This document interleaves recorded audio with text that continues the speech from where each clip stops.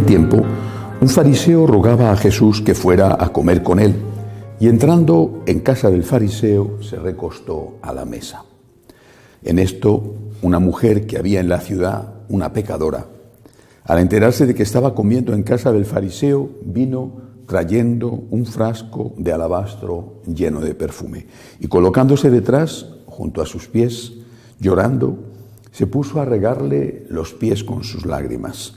Se los enjugaba con los cabellos de su cabeza, los cubría de besos y se los ungía con el perfume. Al ver esto, el fariseo que lo había invitado se dijo: si este fuera profeta, sabría quién y qué clase de mujer es la que lo está tocando, pues es una pecadora. Jesús respondió y le dijo: Simón, tengo algo que decirte. Él contestó: dímelo, maestro. Jesús le dijo: un prestamista tenía 2 deudores, uno le debía 500 denarios y el otro 50. Como no tenían con qué pagar, los perdonó a los 2. ¿Cuál de ellos le mostrará más amor? Respondió Simón y dijo: supongo que aquel a quien le perdonó más.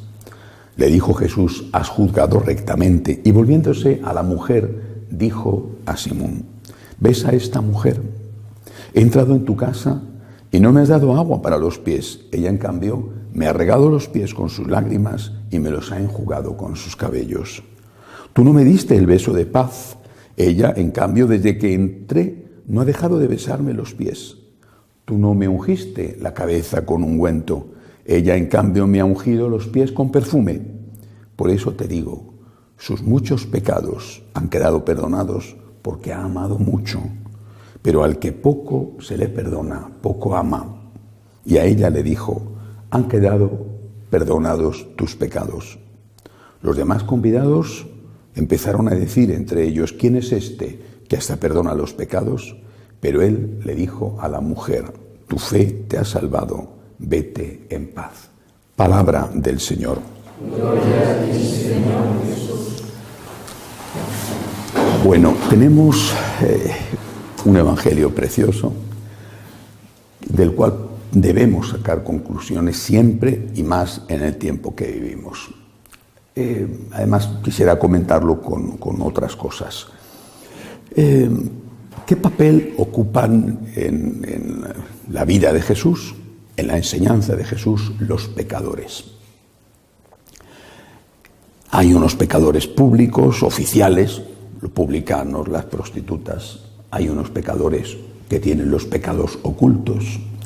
La soberbia es oculta. Es decir, no hay solamente un tipo de pecador.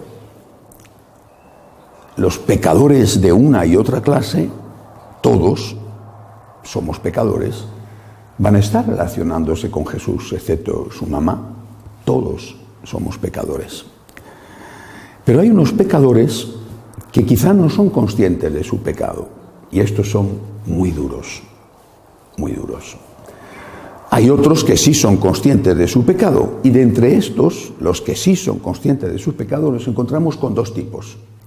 Aquellos que se sienten perdonados por Jesús y muestran su agradecimiento con la conversión, con actos, obras de amor. Aquellos, en cambio, que rechazan el perdón de Jesús. El Evangelio de hoy nos sitúa ante 2 tipos de pecadores.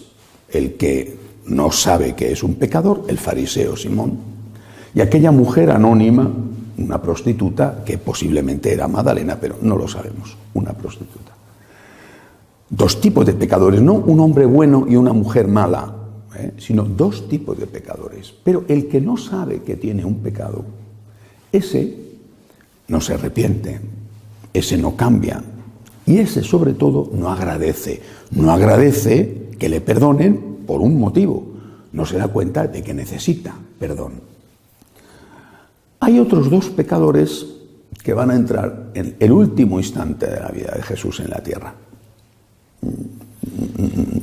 No son los únicos que entran en ese instante, pero quiero fijarme en esos. El Señor muere entre 2 ladrones. Bueno, los romanos eran un pueblo bastante serio con respecto a la ley, no crucifican a nadie por ser un ladrón, por tanto probablemente tenían delitos de sangre o de rebelión contra los romanos, casi seguro delitos de sangre.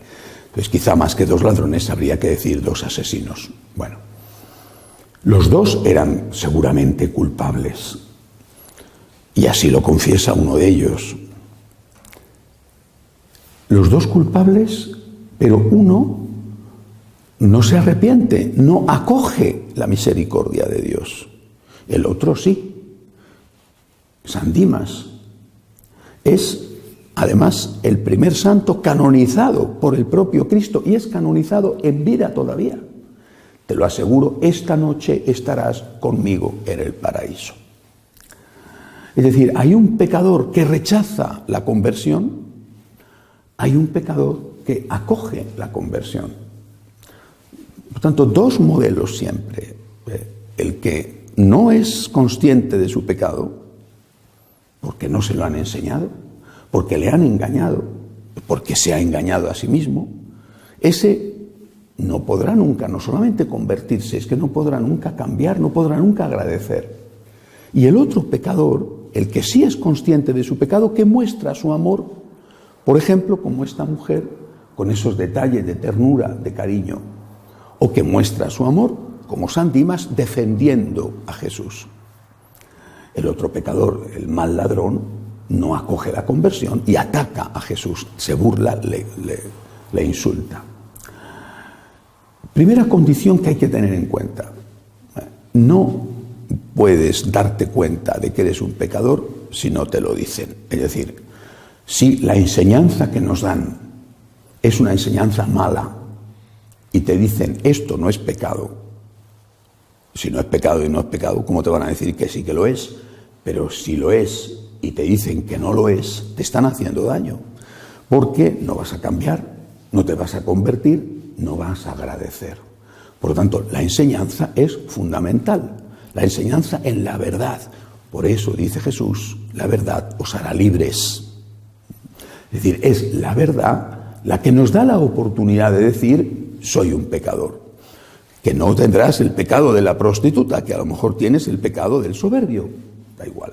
Si a Simón sus maestros en la ley le hubieran enseñado que era un soberbio, es posible que Simón esa mañana se hubiera anticipado a lo que después hizo aquella mujer, por lo menos con los gestos judíos tradicionales de hospitalidad, lo de darle el abrazo, el beso de la paz, ofrecerle el agua para las manos.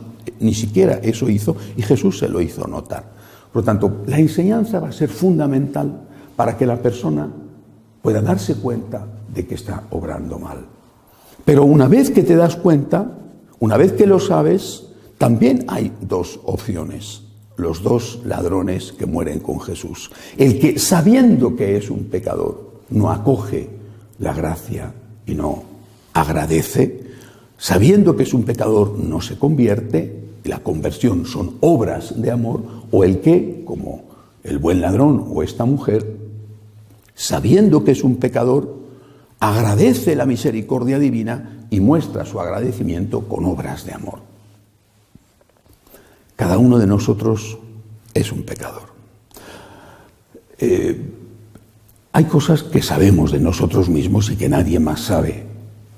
Hay cosas que saben los demás y que nosotros no nos damos cuenta de nosotros mismos. Y hay cosas que sabemos nosotros y que sabe todo el mundo. Bueno, pero al menos en lo que sabemos, que lo sabemos solo nosotros o que compartimos el conocimiento con los demás, al menos en eso tenemos que decirle al Señor, yo, Señor, necesito tu misericordia, perdóname, perdóname.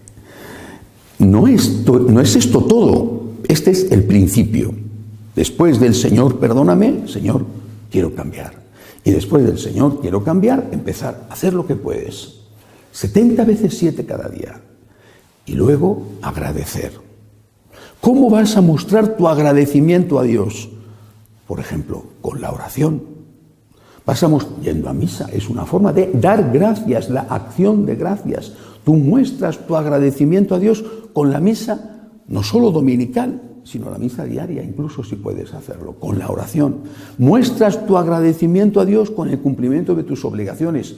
Muestras tu agradecimiento a Dios con la ayuda a los necesitados.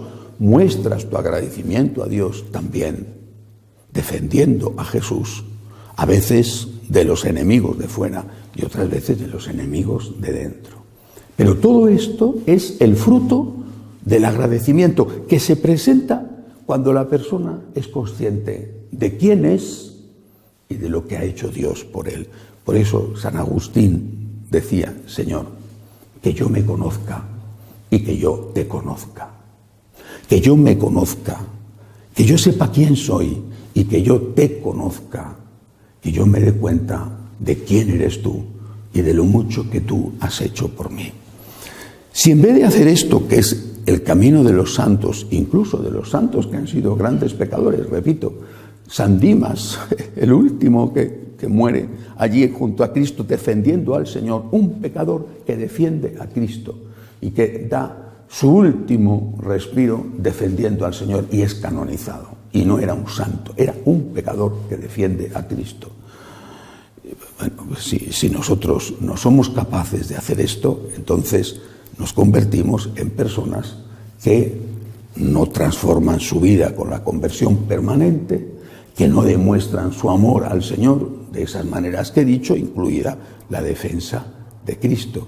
Cuando nosotros somos conscientes de nuestro pecado, tenemos que luchar, no tirar balones fuera, luchar. Yo me he equivocado, yo lo siento, Señor, perdóname. 70 veces 7 cada día. Señor, perdóname. Gracias, Señor. Gracias, Señor. Gracias por perdonarme. Gracias por tu divina misericordia. Y a continuación, Señor, aquí estoy para hacer tu voluntad. ¿En qué te puedo ayudar? Voy a misa, ayudo a los pobres, defiendo a Cristo, defiendo a la Iglesia. Este es nuestro camino. Si este camino no lo recorremos, entonces la gracia de Dios se frustra en nosotros. Y terminamos por decir que el pecado no es pecado, porque nos conviene decir eso y así no tenemos que enfrentarnos con la dura realidad de lo que somos. Pero en ese caso, por supuesto, no va a haber cambio ninguno. No hay ninguna posibilidad de que un día vayamos al cielo porque no habremos acogido la misericordia divina. De pie, por favor.